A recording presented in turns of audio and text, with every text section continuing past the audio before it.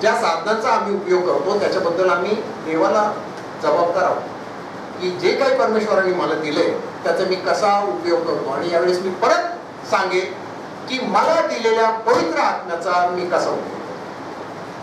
मी कितीदा तो खर्चाला लावतो, कितीदा मी त्यावर गुंतवणूक करतो, कितीदा मी तो लोकांपुढे ठेवतो की माझ्याकडे हे आहे. या गोष्टी आम्ही लक्षात ठेवायला पाहिजे. आणि या सगळ्या गोष्टी ख्रिस्त मत्तयाच्या 25व्या अध्यायामध्ये स्वर्ग राज्यावरच जोर देतोय. ख्रिस्ताचं कार्य संपत आले, लक्षात घ्या. मत्तयाच्या 25व्या अध्यायामध्ये पहिल्या म्हणजे 4थ्या अध्यायापासून, मत्तयाच्या 4थ्या अध्यायापासून जे ख्रिस्ताने सुरुवात केलेली आहे, स्वर्गाचं राज्य, स्वर्गाचं राज्य, स्वर्गाचं राज्य, स्वर्गाचं राज्य, 13वा अध्याय तर पूर्ण स्वर्गाचं राज्य.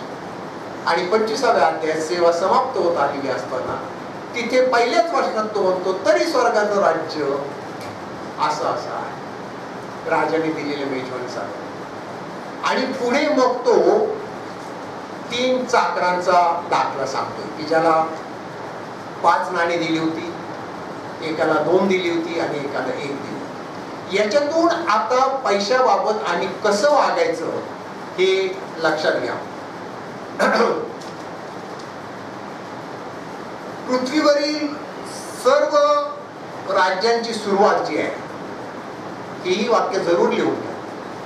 पृथ्वीवरील राज्यांची सुरुवात कधी झाली? आपण म्हणतो नबुकदनेस्सर किंवा मग निम्रोद वगैरे, पण पृथ्वीवर राज्य उत्पत्तीच्या पहिल्याच अध्यायात स्थापन झालं. पहिला अध्याय आणि 26वं वचन की मग परमेश्वर देव बोलला की आपण यांना पृथ्वीवर सत्ता देऊ. सत्ता आणि राज्य स्थापन झाले. तिथेच पृथ्वीवर सत्ता स्थापन झालेली आहे. आम्हाला त्याने सत्ता दिलेली आहे. सत्ता याला हिब्रू भाषेमध्ये शब्द आहे राडा, परंतु आम्ही या राडाचा फार राडा केला. आम्ही त्या सत्तेत इतके भांगवून गेलेलो आहोत की आम्हाला कशासाठी ती दिली हेच कळत नाहीये. आणि मग त्या ठिकाणी आपण पाहतो की येशू सांगतो आहे की तो मनुष्य दूर देशी निघून गेला. मला वेळ कमी आहे तो दाखला वाचण्यासाठी, नाहीतर मी तो वाचला असता. की येशू दूर देशी, तो मनुष्य दूर देशी निघून गेला आणि बहुत काळपर्यंत, म्हणजे जास्तीत जास्त संधी तो आम्हाला देतो त्यांनी दिलेली साधने वापरून सुधारण्यासाठी. या ठिकाणी परमेश्वराने आदामाला सत्ता दिली. परमेश्वर दूर निघून गेला.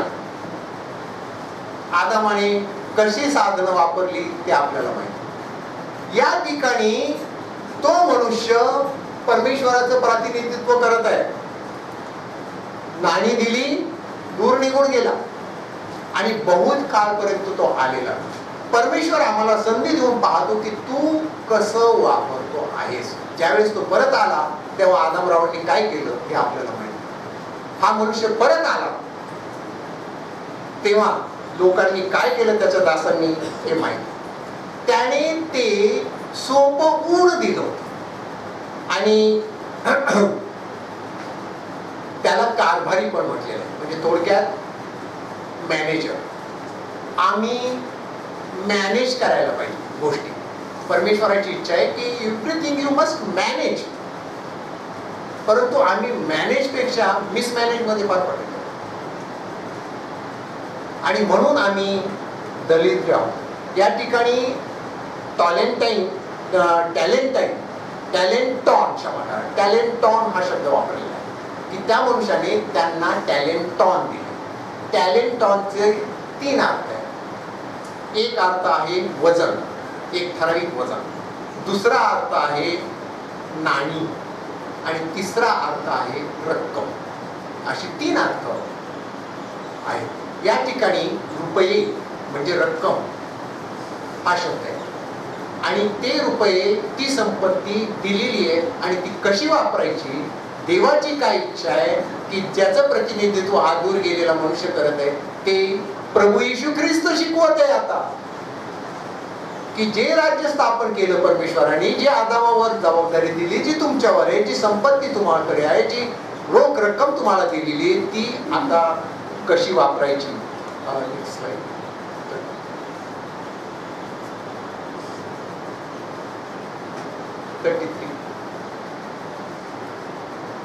प्रत्येकाची ही वैयक्तिक बाब आहे. पैसा ही प्रत्येकाची वैयक्तिक बाब, वैयक्तिक आम्ही करून ठेवलेली. महिला पैसा पर्स मध्ये ठेवतात, पुरुष पाकिटात ठेवतात. महिलांना तरी थोडी गडबड लागते, कारण सगळे पैसे एकत्र असतात पर्स मध्ये, या कप्प्यात पाय, त्या कप्प्यात पाय, त्या पण घेतात. बरं माझ आहे. पुरुष कशा मस्तपैकी नोटा लावून ठेवतो, 5च्या 10च्या 20च्या. माझ आहे. म्हणजे आम्हाला ही सवय झालेली की आमची वैयक्तिक बाब करून ठेवतो आम्ही, जी साधनं दिलेली आहेत ती. मग आज भूतलावर पैशाने देवाची जागा. पैसा हा मनुष्याचा देव झालेला आहे. आम्हाला वाटतं की 2 राज्य आणि 2 धनी, म्हणजे एक राजा ख्रिस्त किंवा देव आणि दुसरा सैतान, नाही का? असंच वाटतं आम्हाला. चूक आहे. मलाही असंच वाटत होतं. अभ्यास केल्यानंतर पवित्र शास्त्रातून मला दुसरा राजा कोण आहे किंवा दुसरा धनी कोण आहे हे कळाले. ख्रिस्त म्हणतो तुम्ही 2 धन्याची चाकरी करू शकत नाही 6व्या अध्यायात. आणि तिथंच पुढे तो म्हणतो की कोणताही मनुष्य देवाची आणि सैतानाची नाही म्हणत, धनाची. म्हणजे दुसरा जे तुम्ही राजा करून ठेवलाय, ज्याला तुम्ही ख्रिस्ताची, देवाची जागा दिलेली आहे, तो पैसा. आणि म्हणून देवाची जागा पैशाने घेतल्यामुळं पैसा आमची देवाच्या आणि आमच्या मधली जागा घेतो आणि आम्ही दलित फ्री राहतो. त्या मनुष्याने त्यांना दिलं, सोपवलं. आता दिलं, कुणाला 5 दिले, कुणाला 2 दिले, कुणाला 1 दिले. त्याच्याकडे देताना कमी कमी होत गेले असं नाहीये की 5 दिले आता किती राहिलं, 2, आता किती, हा 1 राहिला. नाही, त्याच्याकडे द्यायला भरपूर होतं, परंतु त्याने त्यांच्या योग्यतेप्रमाणे. तुम्हाला जे काही मिळतं ते तुमच्या योग्यतेप्रमाणे, तुमच्या अपेक्षेप्रमाणे तुम्हाला कधी मिळणार नाही, तुमच्या योग्यतेप्रमाणेच. देवाला तुमची योग्यता माहित आहे. तो मनुष्य जेव्हा गेला, त्याला या तिघांची योग्यता माहित होती. त्यांच्या योग्यतेप्रमाणे त्याने त्यांना दिलं. मग जेव्हा मला काही मिळत नसेल, तिथे मी योग्यतेत कमी पडलेलो आहे, म्हणून मला कमी मिळाले. आय हॅव ओनली 1 टॅलेंट, कारण माझी योग्यताच नाही. आणि पुढे आम्ही परत असंही म्हणतो की परमेश्वरा, त्याला कार, मी भिकार. देवाला दोष देतो, अरे तुझ्यात योग्यता नाहीये, सायकल पुसत नाही पण इम्पाला मागतोय. ज्याची योग्यता तुमच्यामध्ये नाहीये ते तुम्हाला देव देणार नाही. अधोरेखित करा ही बात की ज्याची योग्यता तुम्हामध्ये नाहीये ते देव तुम्हाला देणार नाही. तुम्ही जे काही प्रार्थना किंवा जे काही मागता ते तुम्हाला मिळालंच असं नाही. ते तुमच्या योग्यतेवर अवलंबून असतं. तुमची निर्णय क्षमता, हाऊ यू मॅनेज, तुम्ही कसं कारभारी पण करता त्याच्यावर ते अवलंबून आहे. परमेश्वरा हे दे, ते दे, अमुक दे. फारच नम्र झाला, फारच वचन भिडलं तर परमेश्वरा मला पवित्र आत्मा दे. अरे तुझ्या मुखातून शिवाय निघतायत, तू काय मागतोयस? आम्ही काय माग, आमची क्षमता आणि आम्ही मॅनेज करू शकतो का, कारभारी पण योग्य करू शकतो का, हे फार महत्वाचं. म्हणून दुसरी गोष्ट मी सांगेन की आपली योग्यता वाढ. जर श्रीमंत व्हायचं असेल तर योग्यता वाढ. कारण देव तुमची प्रार्थना योग्यतेप्रमाणे मागत असतो. या ठिकाणी म्हटलेलं आहे तो परदेशी गेला, दूर निघून गेला. देव आम्हाला देतो आणि दूर निघून जातो. त्याने आम्हाला प्रतिरूप दिलं, बुद्धी दिली, शक्ती दिली आणि तो आमच्याकडे पाहतो. म्हणजे आमची साधन सामग्री, आमचा पैसा आम्ही कुठे खर्च करतो आणि थोडासा कडक शब्द वापरतो, कुठे उधळतो हे देव पाहतो. आम्हाला संपत्ती खर्च करण्यापेक्षा उधळण्यामध्ये फार छाती फुगते आमची. किती विशेष वाटत. देवाने दिलेल्या साधनांचा जर अयोग्य प्रकारे तुम्ही उपयोग केला तर काय झालं, त्या कारभारी पाळला याला उचलून त्या अंतरात टाका. आदामा, ज्या दिवशी तुम्ही दिलेल्या साधनांचा दुरुपयोग करशील खचित मरशील. जर आम्ही देवाने दिलेल्या साधनाचा, पैशाचा दुरुपयोग केला, श्रीमंतीचा दुरुपयोग केला, तर देव आम्हाला त्याच्या समक्षतेतून हाकलून देईल. अधोरेखित करा, देव आम्हाला हाकलून देईल. त्या मनुष्याने त्याला शिक्षा दिली, याला अंधारात टाका. म्हणून आम्ही काय करत आहोत हे फार महत्वाचं आहे. वचन 16 मध्ये त्या दाखल्यात असं म्हटलेलं आहे की त्याने अधिक 5 केले. मूळ हिब्रू भाषेमध्ये जे लिहिलं गेलेलं आहे, सॉरी ग्रीक मध्ये, त्यामध्ये असं म्हटलेलं आहे की त्याने त्यावर व्यापार केला. शब्दशः अर्थ असा आहे की त्याने त्याच्यावर व्यापार करून तो दुप्पट केला. त्याने व्यापारात गुंतवणूक केली हा दुसरा अर्थ आहे ग्रीक भाषेमध्ये. म्हणजे तो स्वतः काम करीत नव्हता, त्याने त्याच्या जवळचं जे होतं ते तिथे दिलं आणि नजर त्याच्यावर ठेवली की कसं कामाला येत आहे. तो पैशासाठी काम करत नव्हता, पैसा त्याच्यासाठी काम करत होता. Very important. त्याने पैशासाठी काम केलं नाही, तर त्याने बुद्धी चालवली. देव म्हणतो तुला दिलेल्या साधनांसाठी तू बुद्धी चालव. कारण तुम्ही एक लक्षात घ्या, आपण काम कशासाठी करतो प्रामाणिकपणे सांगा. पैशासाठी करतो की नाही? Agri with me? कुणाचंही दुमत नाही.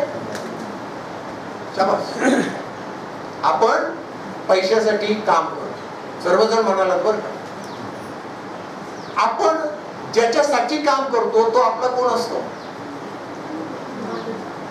मग आम्ही कुणाला आमचा मालक केलाय? आम्ही पैशासाठी काम करतो, आम्ही पैशाला आमचा मालक केला. आणि ख्रिस्त म्हणतो कोणीही देवाची आणि धनाची चाकरी करू शकतो. आणि आम्ही तर केले. अहो, आम्ही पैशासाठी काम करतो म्हणजे आम्ही कबूल करतो. एवढ्यातच आपण कबूल केलं ना की आम्ही पैशासाठी काम करतो. की एवढ्यात 15 सेकंद सुद्धा झाले. आणि हे देवराज्याच्या विरोधात. काम जेव्हा करायचं तेव्हा हेतू पूर्ण करण्याकरता काम करा, पैशासाठी करू नका. तुमचा हेतू काय ते हेतू पूर्ण करण्यासाठी काम करा, पैसा मिळवण्यासाठी काम करू नका. जेव्हा तुम्ही हेतू शोधता तुमच्या जीवनाचा, तेव्हा पैसा तुम्हाला शोधतो की हा माणूस आहे, याच्याकडे काहीतरी जीवनाची मूल्य आहेत, याला त्याच्या हेतूबद्दल चुटपुट लागलेली आहे, मी याच्याकडे जाईल.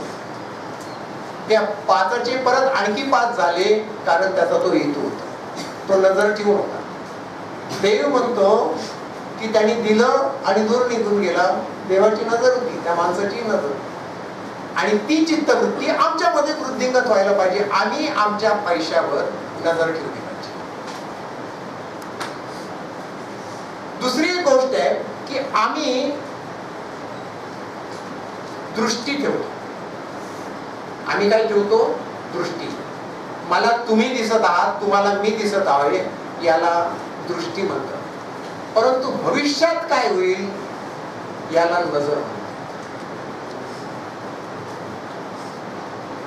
आणि म्हणून आपण म्हणतो की भाईसाहेब नजर अंदाज मत करो, महंगा पडेल. आम्हाला नजर नाही, आम्ही नजरेने भिकारी आहोत. आणि म्हणून नेहमी तुमचा हेतू पूर्ण करण्याकरता किंवा धोरण पूर्ण करण्याकरता काम करा. पुढे ख्रिस्त म्हणतो पक्ष्यांकडे पहा. 6व्या अध्यायात आपण जर मागे आलो, ते कातीत नाहीत, पेरीत नाहीत, पक्ष्यांकडे पहा. ते काळजी करत. पक्षी हे पक्षीच राहतात, पक्षी हे पक्षीच राहतात. मनुष्य मात्र मनुष्य पण सोडतो. मला हे व्हायचंय, मला ते व्हायचंय. एवढंच नाही, आपण सर्व प्राण्यांचे आवाज काढतो, गाढवाचा सुद्धा काढतो. त्यावेळेस मी कुणासारखं वागतो याची मला परवा नसते. जो मी नाहीये तो होण्याचा आम्ही प्रयत्न करतो. ख्रिस्त म्हणतो पक्ष्यांकडे पहा, कापत नाहीत, पेरणी करत नाहीत, काही नाही, परंतु तरी तुमचा स्वर्गीय पिता त्यांना देतो. आम्ही मात्र वेगळं होण्याचा प्रयत्न करतो, जे आम्ही नाही ते होण्याचा प्रयत्न करतो. किंबहुना आम्ही देव होण्याचा प्रयत्न करतो. पुष्कळदा आम्ही आम्हाला देवाच्या ठाई ठेवतो. तुम्ही म्हणाल की सर हे कसं? तर हे असं की आम्ही आमच्या इच्छेप्रमाणे वागतो, देवाच्या इच्छेप्रमाणे वागत नाही म्हणून हे असं. हे इतकं सोपं आहे. आणि म्हणून नेक्स्ट की हेतू जो आहे तो स्वतःच्या पूर्ततेसाठी, हेतू पूर्ण व्हावा म्हणून, purpose to get fulfilled attracts progress. हेतू हा त्याच्या पूर्ततेसाठी संपन्नतेला आकर्षित करतो, प्रगतीला आकर्षित करतो. म्हणून जसं जसं आम्ही हेतुपूर्वक काम करतो, आमच्या जीवनाच्या हेतुपूर्वक काम करतो, तशी तशी आमची प्रगती होत जाते. म्हणून हेतुपूर्वक जगलात तर पैसा आपोआप तुमच्याकडे येईल. पुढे तो म्हटलेला आहे की तो गेला, कोण? तो दास.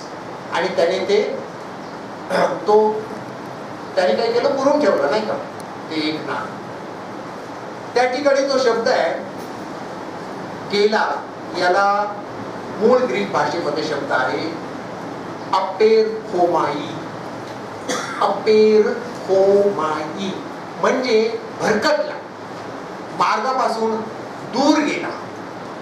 आम्ही कधी कधी काम करत असताना भरकटतो. थोडंफार तुटकं पुटकं इंग्लिश येत असतं, त्याच्यामध्ये जर कोणी विचारलं where is going, I am going off the work, I am going off the work. काम सोडून भरकटतो मी. काय शब्द वापरतो ते कळत नाही, परंतु कॉल मात्र टाईप करतो. काय बोललो मी? We all are going off from our ways. हे आम्ही लक्षात घेतलं पाहिजे. आम्ही भरकटलेले असू नये. दुसरी गोष्ट आहे आणि जी फार भयानक आहे की आम्ही व्यस्त असतो, अतिशय. फार बिझी, फार बिझी, नंतर बोलतो, फार बिझी, फोन नको करू, नाही संध्याकाळी येऊ नको, मी बिझी, मी बिझी, मी बिझी. आणि सरते शेवटी काहीच नाही. म्हणजे तुम्ही बिझी असू नका, तर योग्य काम करण्यामध्ये मग्न असा. बिझी असून काही उपयोग नाहीये. तुमची अक्कल फार महत्वाची. शर्मोनाने अक्कल मागितली, संपत्ती नाही, परंतु संपत्ती न मागता भूतलावरील सर्वात श्रीमंत राहणार. परमेश्वराने त्याला दिलं जे पाहिजे ते यांनी मागितले. त्यांनी अशी साधनं मागितली की जेणेकरून माझी साधने वृद्धिंगत होतील. परमेश्वराकडे ही वृत्ती मागा. नीतिसूत्राच्या 4थ्या अध्यायात आणि 7व्या वचनामध्ये म्हटलेलं आहे की बुद्धी आणि ज्ञान तू विकत घे. पुढे 19व्या वचनामध्ये आपण येऊ. त्या ठिकाणी म्हटलेलं आहे की तो मनुष्य हिशोब मागू लागला. तो काय मागू लागला? हिशोब.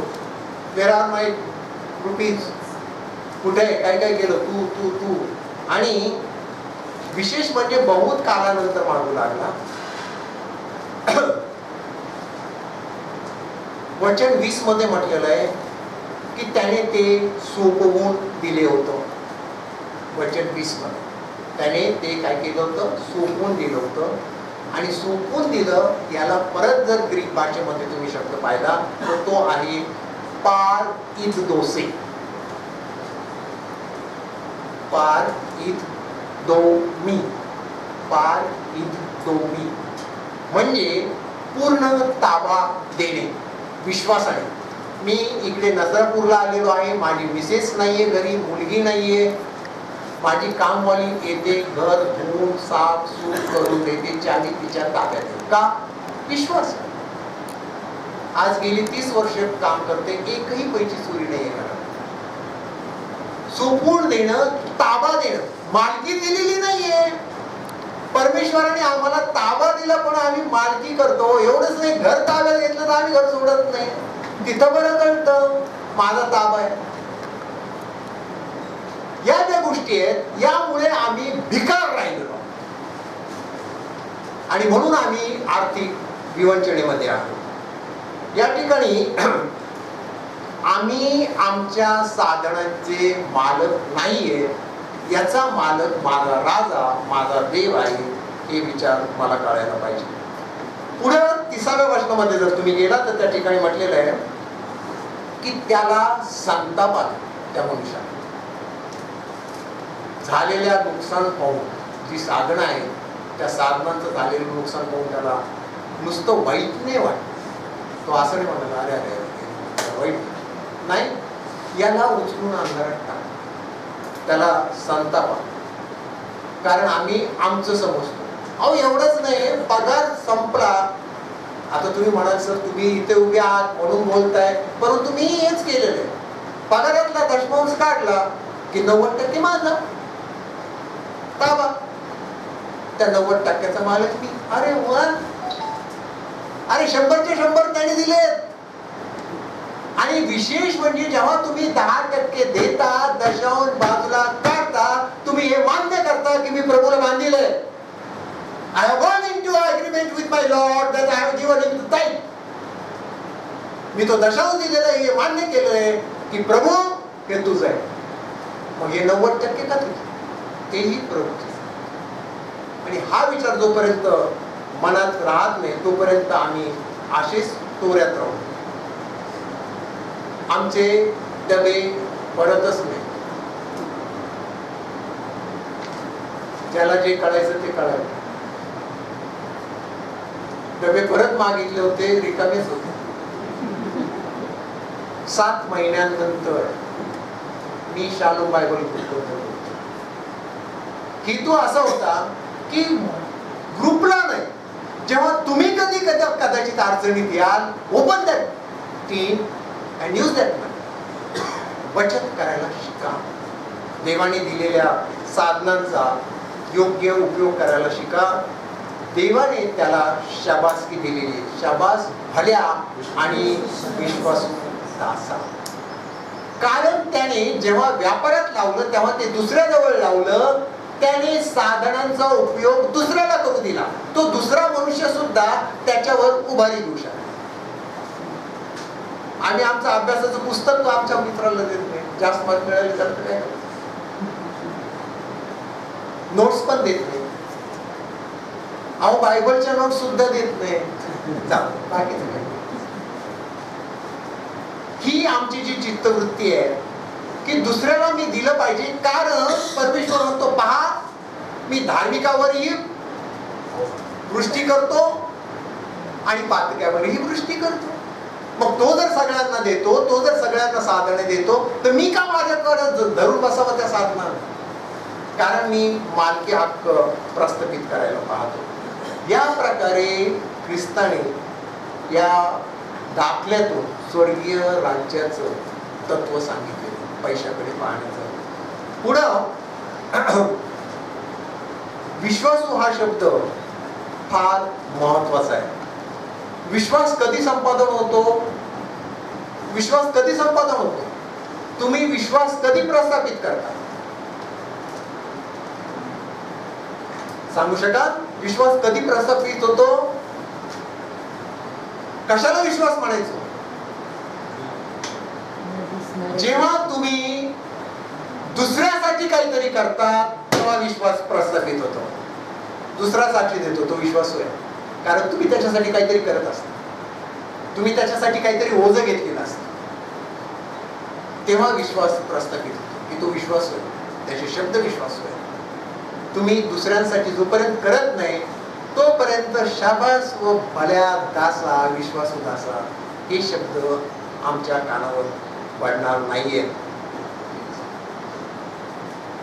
आणि म्हणून तुमचं काम पैशाला खेचून आणत नाही. काम पैशाला खेचून आणत नाही, तर तुमचं व्यवस्थापन, तुमचं मॅनेजमेंट, तुमचं कारभारीपण हे पैशाला खेचून आणतं. आणि आम्ही नेमकं तिथेच कमी पडतो. पुढे असं म्हटलेलं आहे 23व्या वचनामध्ये की धन्याचं सुख भोगायला येईल. देव त्याच्या व्यवसायात आम्हाला सामावून घेतो. त्याचा व्यवसाय हा आहे की जसं स्वर्गात तसं पृथ्वीवरही त्याच्या इच्छेप्रमाणे. देव पाहतो की हा भला आहे, याच्या मुखी मी माझं वचन देईन. हा भला आहे, याला मी पवित्र आत्मा देईन. हा भला आहे, याला मी अक्कल देईन. हा भला आहे, हा पैसा खर्च करतो, उधळत नाही, मी याला देईन. हे जेव्हा होईल तेव्हा आम्ही देवाच्या राज्यात सामावलेले असू. आणि पुढे ख्रिस्त मानसिकताही जाणतो. योहानाच्या 2ऱ्या अध्यायात, 5व्या अध्यायात, मार्काच्या 1ल्याच अध्यायात लोकांच्या मनात काय चाललेलं आहे हे ख्रिस्ताला कळत होतं. शास्त्री पुरुषांच्या मनात काय चाललंय तेही कळत होतं. आमच्या मनात सध्या काय चाललंय हेही ख्रिस्ताला कळत की आमचं मन कुठं भरकटलेलं आहे. आणि म्हणून ख्रिस्त या ठिकाणी मानवी विचार सांगत आहे. आता आपल्याला नीट वाचा, काळजीपूर्वक वाचा. ख्रिस्त मनात काय चाललंय ते सांगतो की मानवी मन कुठं भरकटलं. हा मनुष्य तो म्हणाला, महाराज आपण कठोर आहात. ही त्याची मानसिकता होती, त्याच्या मनात चाललं होतं. म्हणून त्याने पैसा व्यापारात गुंतवला नाही.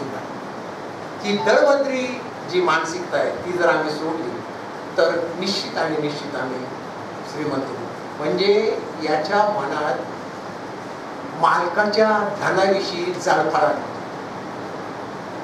कमवायचं मी, राबायचं, निधळाचा घाम गाळायचा आणि कमवायचं मालक, राबायचं मी. कठोरपणा वाटला त्याला. आणि ख्रिस्त म्हणतो जो नांगराला हात घालतो आणि जर त्याने मागे पळून पाहिलं तर तो स्वर्गाच्या राज्याच्या उपयोगाचा नाही. नांगराला हात घातल्यानंतर मागं काने पाहायचं, काम करत आहात. नांगराला हात घातल्यानंतर मागं याच्याकरता पाहायचं नाही, कारण मागं जो पाहतो नांगरीत असताना तो हे पाहतो की मी किती नांगरले. आणि जो पुढे पाहत असतो तो हे पाहत असतो की किती काम करायचं राहील, किती झालंय. 10 एकर का नांगरेहून झालेला असणार, अरे जाऊ दे 1 गुंठा राहिले तिकडे लक्ष. ख्रिस्तासाठी जेव्हा नांगराला हात घाला तेव्हा पुढे पहा, त्याच्या विचारसरणीने त्याचा पैसा वाढला. आमच्या विचारसरणीने आमचा पैसा वाढत नाही. बायकोला एखादं लुगडं घेण्याऐवजी बाहेर सोन्याची अंगठी करणारे लोक मी पाहिलेले की जी तुमच्याशी प्रामाणिक असते. जो देव तुमच्याशी प्रामाणिक आहे, जो तुमच्यावर अपार प्रेम करतो, त्याची तुम्ही प्रतारणा करता केवळ तुमच्या मानसिकतेमुळे. आणि म्हणून आमची मानसिकता आमचा पैसा वाढू देते. आणि सगळ्यात महत्वाचं, ज्याचा तुम्ही द्वेष करता त्याच्याकडूनच अपेक्षिता, त्याचा द्वेष करायचा मालकाचा आणि त्याच्याकडून अपेक्षा करायची. देवा तू असं कसं, ते असं आहे तसं आहे, अमुक तमुक, मला नाही मला नाही मला नाही मला नाही. बरेच जण तर म्हणतात की देवच नाहीये, इतक्या पराकाष्ठेला गेलेले आणि अपेक्षा मात्र करतात की मला श्रीमंत व्हायला पाहिजे. आणि म्हणून या मनुष्याच्या मनात ख्रिस्त पहा किती अचूक दाखले सांगायचा. मी फार अगदी भांबवून गेलो या दाखल्याचा अभ्यास करताना. या माणसाच्या मनात आदर नव्हता, संशय होता. आम्ही ज्यावेळेस प्रार्थना करतो त्यावेळेस देवाला आदराने प्रार्थना करतो का संशयाने प्रार्थना करतो? प्रार्थना तर केली, नसरापूरला तर जाऊन आलोय, एकही चर्च चुकीत नाही, उपासना करतोय, पण मिळेल आदर संशय. आमचा पैसा संशयामुळं वाढत नाही. म्हणजे माझा उपयोग कसा होतो हेच मला कळत नाही. आणि पुढे हा मालक त्याला आळशी म्हटले, दुष्ट आणि आळशी. आळशी म्हणजे अयोग्य व्यवस्थापन करणारा. आणि त्याचाच एक भाग झोप काढणे. आपल्याला असं वाटतं की झोप काढणं म्हणजे आळशी, पण आळशी म्हणजे अयोग्य व्यवस्थापन करणारा. आणि दुष्ट म्हणजे दुरुपयोग करणारा. अरे दुष्ट असा, जे काही दिलं होतं त्याचा तू दुरुपयोग केलेला आहे, याच्याकडून घ्या आणि पहिल्याला द्या. आणि म्हणून आमची साधन आणि आमचा पैसा ही पहिली गोष्ट म्हणजे विश्वासाचं प्रतीक, की देव आमच्यावर विश्वास ठेवून पाहतो. दुसरी गोष्ट आमची साधन आणि आमचा पैसा ही देणगी आहे. देव माझ्या हेतूसाठी हा देणगीचा कसा उपयोग करतो हे पहा. आणि तुमची साधनं आणि तुमचा पैसा याचं माप तुमच्या योग्यतेनुसार भरलं जातं. ही तिसरी गोष्ट पैशाच्या बाबतीत. जी तुमची योग्यता आहे, जी तुमची साधन आहे, जो तुमचा पैसा आहे, ते पाहून देव तुम्हाला देईल. साधनांसाठी तुमच्याकडे उत्पादकता पाहिजे आहे. हातात नांगर दिलाय, पण मी आयुष्यात कधी नांगर हाती धरलाच नाही, कसं काय नांगरू? साधनं आहेत, पैसा भरपूर आहे, या पैशाचं मी काय करू कळत नाही. माझे काही काही मित्र इतकं अप्रतिम घर आहे, ते म्हणतात गेले लेकर परदेशी, या घराचं काय करू? साधनांचं करायचं काय हे जेव्हा आम्हाला कळत नाही, तर तेव्हा आम्ही कितीही श्रीमंत असलो तरी देवाच्या दृष्टीने आम्ही दळभद्रे आहोत. म्हणून साधनांनी आणि पैशाने आम्हासाठी काम करावं. आमच्या साधनांनी आणि आमच्या पैशांनी आमच्यासाठी काम करावं, आम्ही त्यांच्यासाठी काम करावं. आणि जे काही देव माझ्याकडे पाहत आहे ते माझी उत्पादकता, योग्यता आहे का ते पाहण्यासाठी पाहत आहे. आदमाला देवाने झाडी झुडपं दिली होती आणि त्या झाडी झुडपांमध्ये, त्या खोडामध्ये झाडाच्या खुर्ची होती. त्या झाडाच्या खोडामध्ये खुर्ची होती, परंतु आदमरावांनी कधीच तो प्रयत्न केला. सगळं त्याच्यात होतं पण डोकावलं नाही. एका मूर्तिकाराला विचारलं, एवढी अप्रतिम मूर्ती तुम्ही कशी काय करता? तर तो म्हणाला, ते सौंदर्य त्याच्यात असतं, मी नको असलेलं काढून टाकत असतो. असलेलं तयार नाही करत, नको असलेलं फेकून देत असतो. तुम्हाला असं वाटतं जे आहे ते मी तयार करतो. जे तुमच्या जवळ आहे ते सांभाळा. परमेश्वर निश्चित आणि निश्चित तुमची प्रगती करेल. या पुढील भाग आपण पुढच्या क्लासमध्ये पाहूया. यावेळेस आपल्याला माझ्या गदाळ्याप्रमाणे 6 मिनिटे घेऊ का पुढचा मुद्दा? कारण गणिताची तोंड पण पडलेला नाही. 4